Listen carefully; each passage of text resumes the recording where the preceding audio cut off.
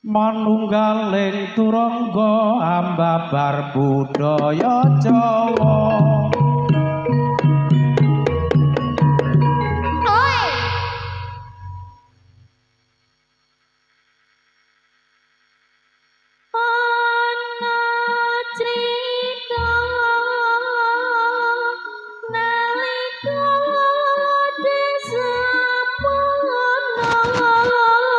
Paparing setya ana puja tinarbuka panggih manunggaling rasa manunggal ing karsa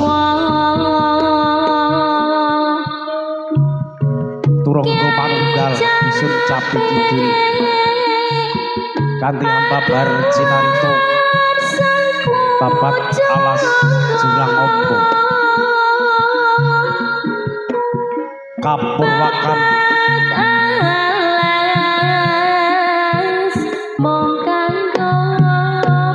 ya Raden Mas wong Sokarso kang lumaku ngupadi kamulyaning jati diri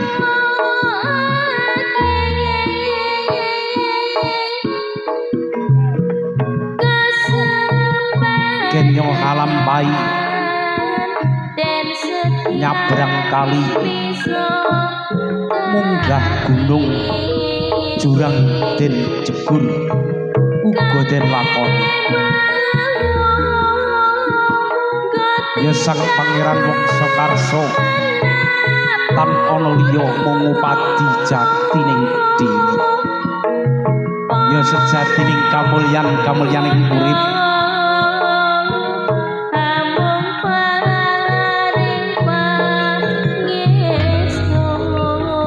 Pangeran Wangsa Karsa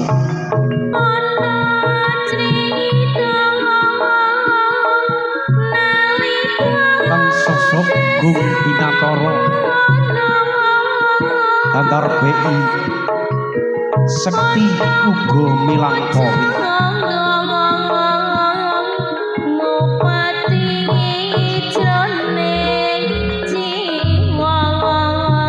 ing sawijining dina ya sang pangeran tumapak ing alas jurang ombo ing kono nyuwita ngupadi nur cahyaning Gusti kang karya jagat mung kanggo mbangun desa ing samangkune papanipun bisa kanggo tinggalan marang anak putune kanggo pemahan dusun ngadusun den bangun saengga ing saiki kasembatang sediane dadi dusun ing padusunan saereng-ereng ing Redi Merapi sang pangeran Wangsa Karsa nyawiji ing rasa manunggal ing karsa marang para kawula ya kawulane pangeran Wangsa Karsa satemah dadi dusun Capi Kidul babaring setya cinarita ya simbah Capi kang kagelar Pangeran Wangsa Karsa ing wasana sugeng hamirsani ngantos purna ing samangki babaring sedya turangga manunggaling turangga nyawiji ing rasa manunggal karsa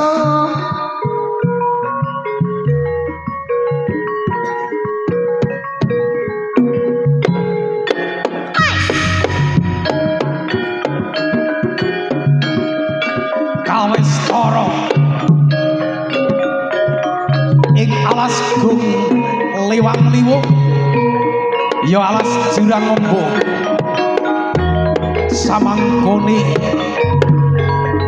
sang pangeran Wangsa Karsa Tarbe Semedi ngupati Jatining Diri dumadaan katobian jem setan parayangan bakal jongkeng anggone sang pangeran Wangsa Karsa ngupati kamuning jati diri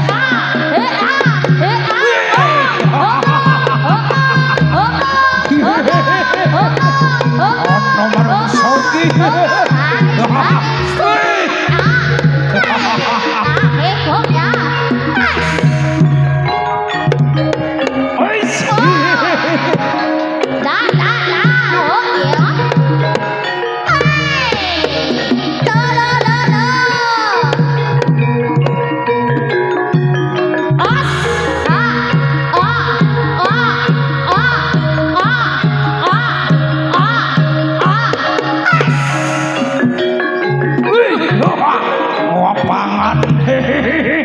kowe gawe panas ing bumuban kene.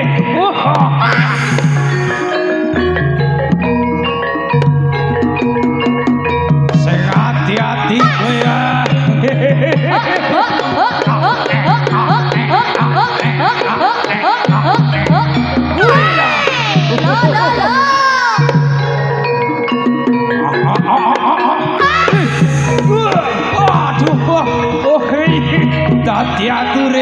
Dadi ature iki.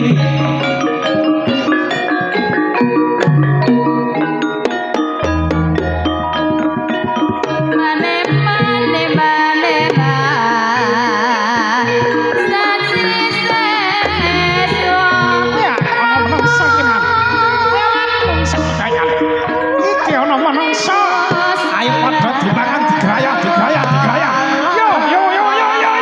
Ayo digrayah.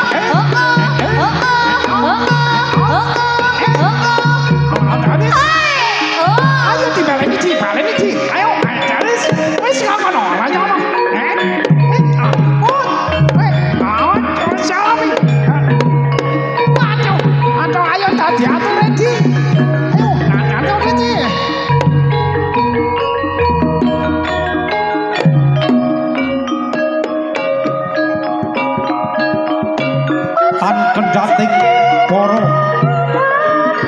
jem setan parayangan kang gawe bakal jongkeng jroning upati jati diri sang pangeran ya sang sekara para jungudul saka ing grumbul ratuning jem kang bisa ngorak-arik ing papan kuwi manungsa gawe panas ingsun ora trima.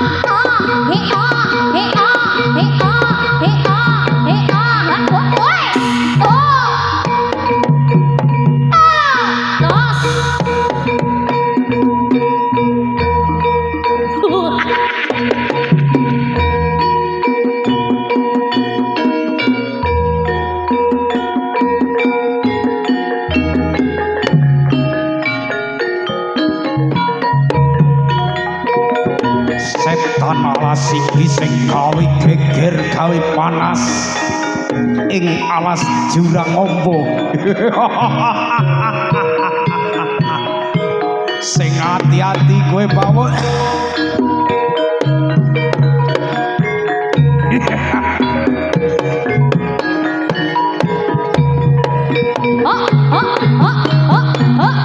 Sing hati-hati kowe. Bakal tak kemah-kemah tak gaduh.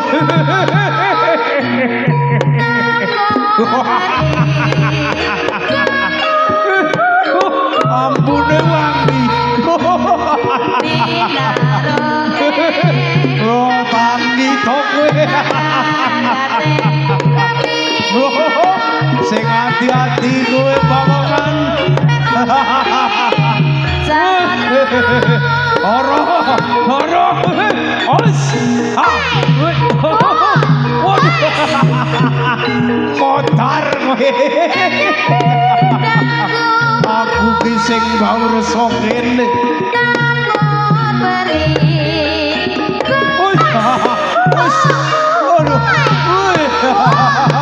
Modar kowe.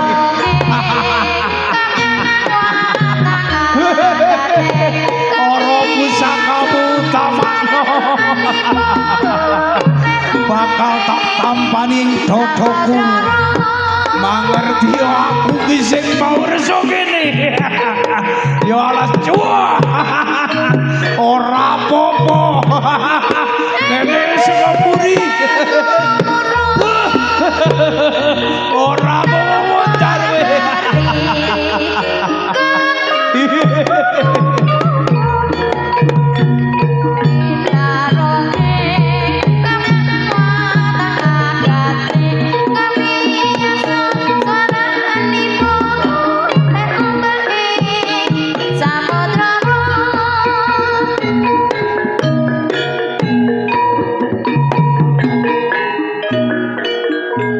Saknalika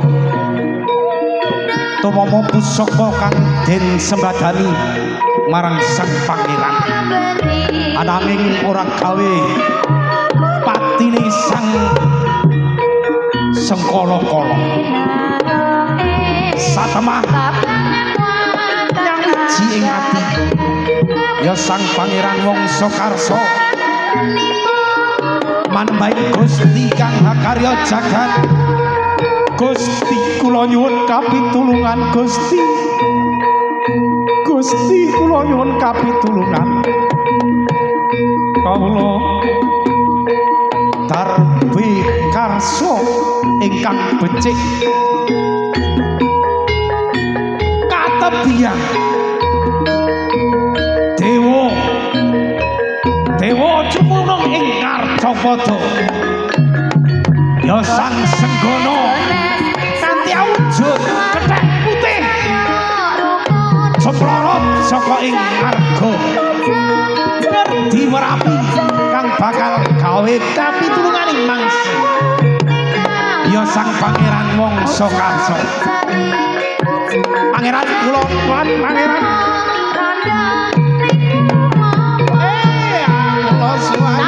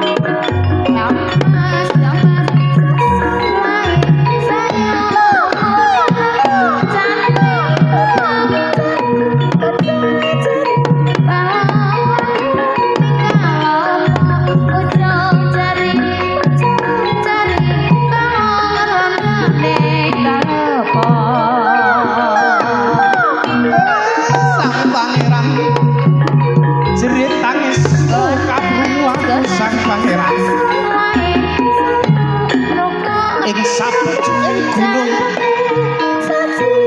aku krungu jeritaning tangismu ya Pangeran Wangsa Karsa bakal paring pitulungan Brinjih Senggono kula nyuwun kapitulungan Jim Sakoroko den binasake genya padi kawula urip kasembadan iya kono tandangane Jim Sakoroko sanalika Senggono ya sang Anoman tarbela loke marang Jim Sakoroko dadya pasulayan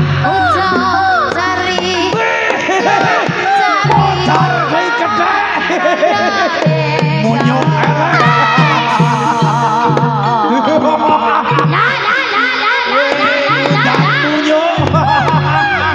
kene jajaku kabuka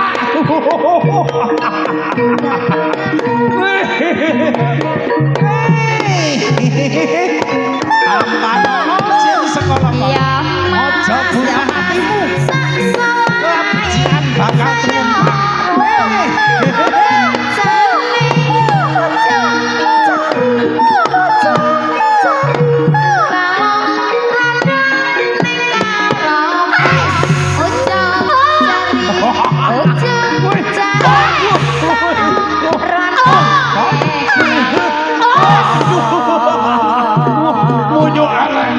munyo jebule sekti iki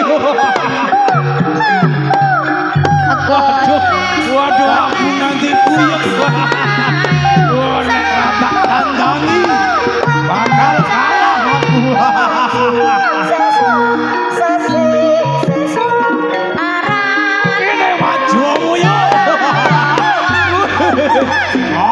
wis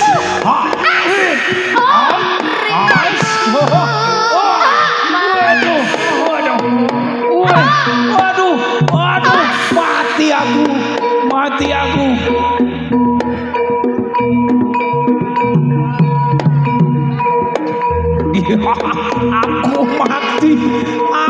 mati aku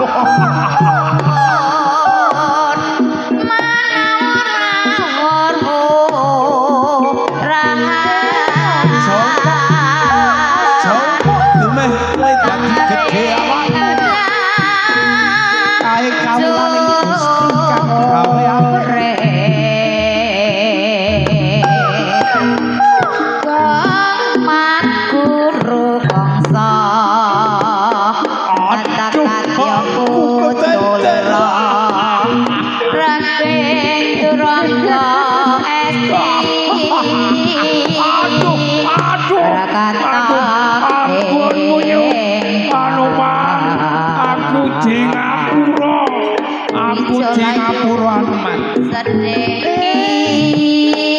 ojo dadi gedhe mongso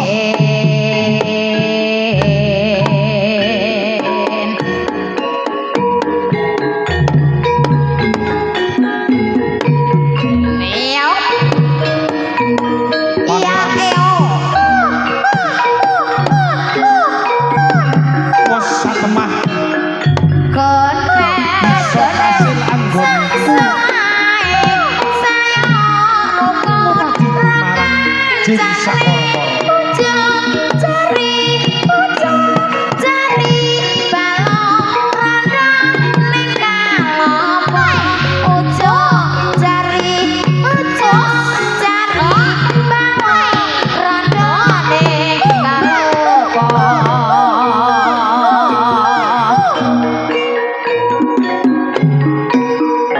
wis bisa kasih kasembadan ya nakhluke Jim Sakoroko mula saka iku ya sang Pangeran Mangsa Karsa kanthi ngundang para kawula Sentana Nayaka padha ditimbali biar bareng padha angkam kamulyaning awit lan ing dono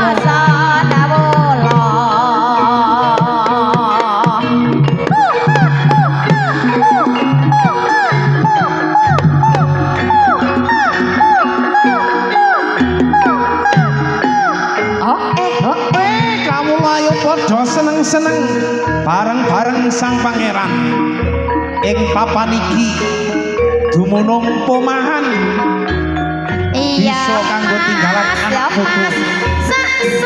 Yo sang pangeran Wangsa Karsa den paring gelar Simbah Kyai Cabe genyo papan iki den aran Dusun Cabe Srumbung.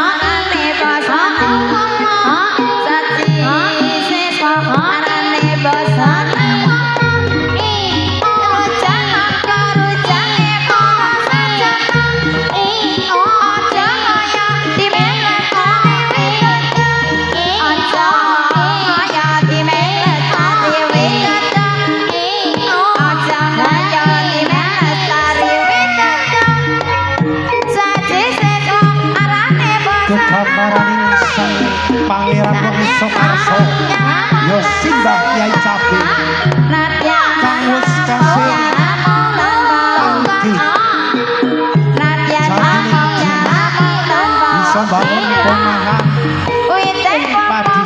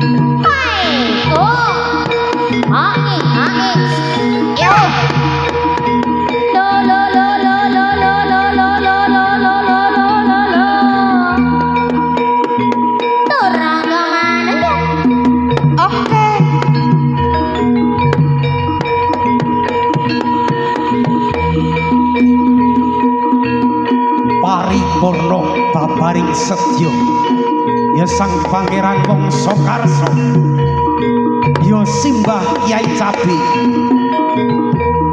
kang darbi hanggelar seni turangga manunggal ya manunggaling rasa manunggaling karsa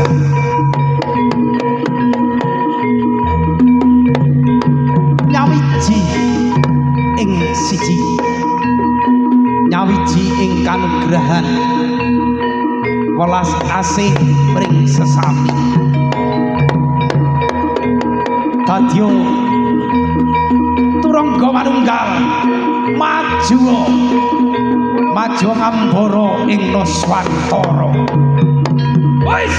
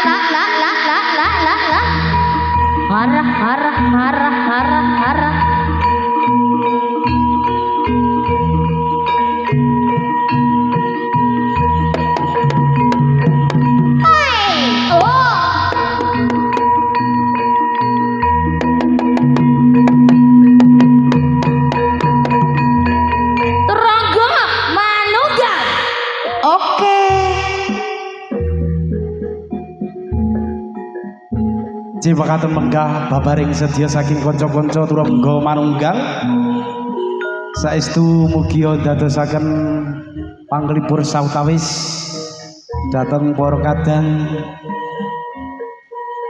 ing dusun Krajan Serumbung.